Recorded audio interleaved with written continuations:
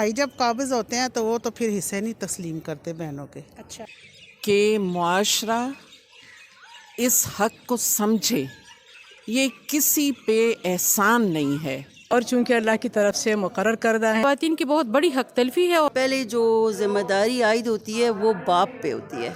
قانون عمل میں لایا گیا ہے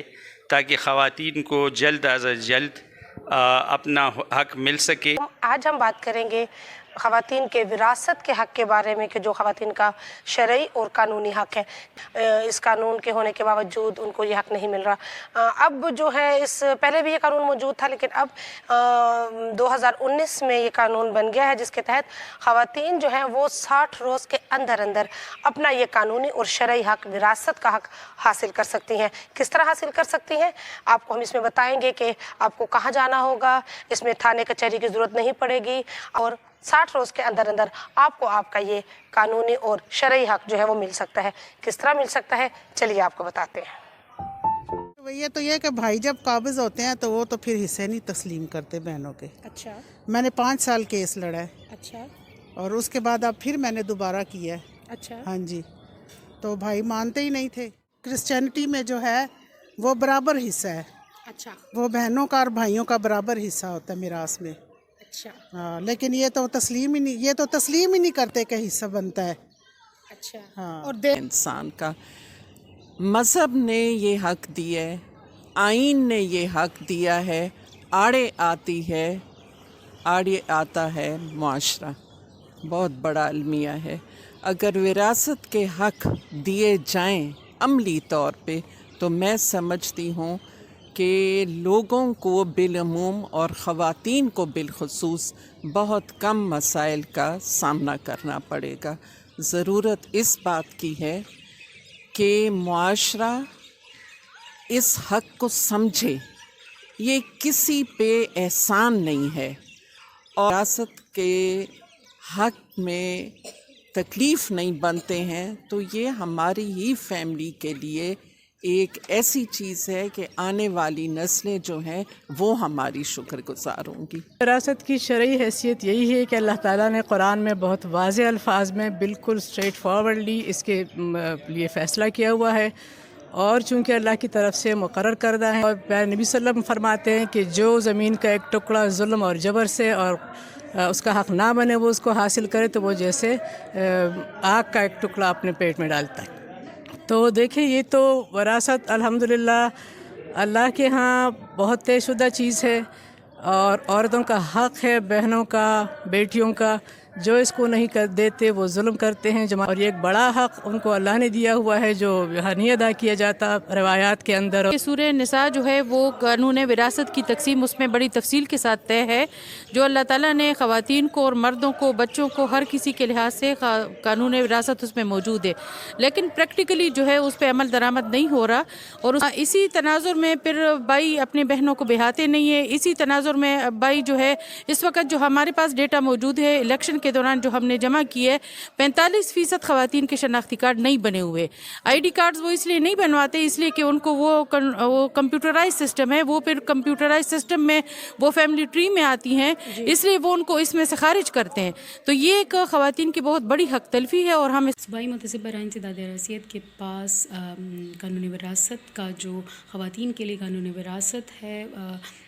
اس کی جو ریسٹرکشن بھی ہے، اور اس کے حوالے سے جتنی بھی خواتین اپنی قانونی وراثت سے محروم ہے یا ان کو کوئی مسئلہ پیش آ رہا ہے تو وہ بھی اپنی سادہ درخواست اور جو بھی ان کے ساتھ ثبوت اور شواہد اور جو بھی ریلیونٹ ڈاکومنٹس اویلیبل ہوں تو وہ آ کے یہاں پہ جمع کرا سکتی ہیں۔ اس کے لیے بھی ان کو کسی وکیل یا کسی لمبے چھوڑے ڈاکومنٹیشن اور لوازمات کی ضرورت نہیں ہے، وہ بھی جو ہے تو اسی دفتر میں اس کی سنوائی ہوتی ہے، اور آج کل ہمارے پاس پراپرٹی کے کیسز بہت زیادہ آنے لگے ہیں۔ سب سے پہلے جو ذمہ داری عائد ہوتی ہے وہ باپ پہ ہوتی ہے۔ ہم تو کہتے ہیں نا بھائی حصہ نہیں دیتے ہیں، باپ نے اگر شروع سے ہی اپنی وراثت پورے حصے کے ساتھ لکھ کر اگر اپنی بیٹیوں کو اور بہنوں کو تقسیم کر دیں تو بھائی یا بیٹا کوئی بھی نہیں ہوتا جو ان سے چھین سکے۔ جب وہ قانونی حیثیت کے حساب سے اس کو تقسیم کر دیں گے تو پھر کسی کی جرت نہیں ہے کہ وہ انکار کرے۔ ٹھیک ہے۔ یہ قانون جو ہے اس عمل کو تیزی سے چلانے کے لیے بنایا گیا ہے، کیونکہ جو دیوانی مقدمے ہوتے ہیں وہ لمبے عرصے تک چلتے ہیں، تو خواتین کو اس سلسلے میں اسپیڈی جسٹس کے لیے ان کو یہ ایک طریقہ کار وضع کیا گیا ہے کہ وہ صوبائی محتسب کے ساتھ اپنی شکایت درج کرے گی، اور پھر صوبائی محتسب جو ہے اس شکایت پر متعلقہ ضلع کے ڈی سی کو وہ بھجوا کر اور ان کی پوری جو ریکوائرمنٹس ہیں اور جو ڈاکومنٹیشن ہیں وہ مکمل کر کے 15 دن کے اندر انکوائری رپورٹ جو ہے محتسب کے پاس بھجوائیں گی۔ پھر محتسب جو ہے اس انکوائری رپورٹ میں اگر مزید ان کو معلومات درکار ہو تو وہ بھی حاصل کر سکتی ہے، اور اس کے علاوہ محتسب جو ہیں وہ دونوں فریقین جو کہ شکایت کنندہ ہے اور جس کے خلاف شکایت ہوا ہے دونوں کو نوٹسز جاری کرے گی، اور ان سے ان کے آبجیکشنز جو ہیں وہ وصول کریں گے۔ پھر اس کے بعد اس پہ وہ آرڈر پاس کرے گی، اور اس آرڈر کی امپلیمنٹیشن کے لیے پھر صوبائی محتسب جو ہے اسٹیٹ کے جتنے فنکشنریز ہیں، ڈی سی اور پولیس کے ایس ایچ اوز وغیرہ، ان کو یہ آرڈر دے گی کہ وہ اس خاتون کو جو اس کا جائیداد میں حصہ ہے اس کا پوزیشن یعنی ان کی قبضہ ان کو دے دیں اور ان کو یہ حوالے کریں۔ تو یہ عمل پورے 60 دن کے اندر اندر مکمل ہوگا، اور اس سے خواتین کو اپنا حق جلد از جلد مل سکے گا۔ تو جو مختلف اضلاع ہیں اس کے اندر یہ محتسب کے ادارے موجود ہیں، اور اگر کسی خاتون نے عدالت سے رجوع کر لیا تو پھر کیا محتسب جو ہے وہ اس معاملے میں کچھ کر سکتے ہیں؟ چونکہ محتسب کے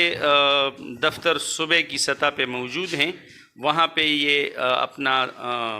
ای میل کے ذریعے بھی اور فون کے ذریعے بھی اور ریٹن ایک شکایت درج کر سکتی ہے۔ اور دوسرا یہ ہے کہ جو خاتون نے اگر پہلے سے اس کا عدالت میں مقدمہ چل رہا ہے تو پھر وہاں پہ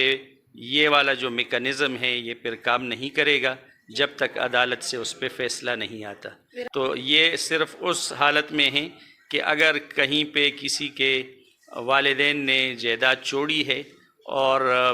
حال ہی میں اس پہ کوئی مقدمہ بھی نہیں ہے، لیکن ان کے بھائی وغیرہ جو ہے ان کو وہ حق نہیں دے رہے ہیں، تو وہ اس حق کو حاصل کرنے کے لیے یہ آسان طریقہ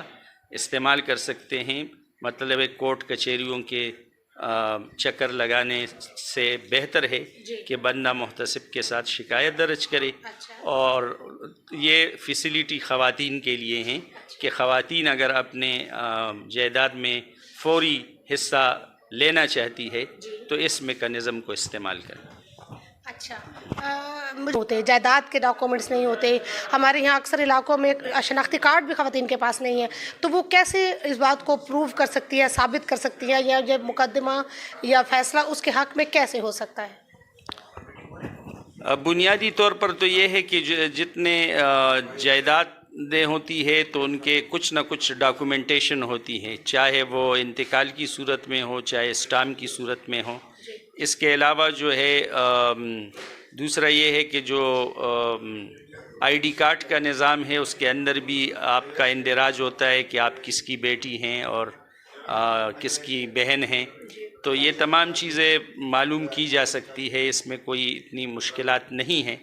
جی ٹھیک ہے، بہت شکریہ۔ جیسے قاسم صاحب نے بتایا کہ سب سے پہلے سب سے امپورٹنٹ جو ہے اہم چیز جو ہے وہ ہے آئی ڈی کارڈ، شناختی کارڈ کا ہونا۔ آپ کا جو شناختی کارڈ ہے وہ سب سے بڑا ثبوت ہے کہ آپ جو جائیداد آپ کے والدین نے چھوڑی ہیں آپ ان کی وارث ہیں، آپ ان کی بیٹی ہیں، ان کی بہن ہیں، کیونکہ وہ سارا ریکارڈ نادرہ کے آفس میں موجود ہوتا ہے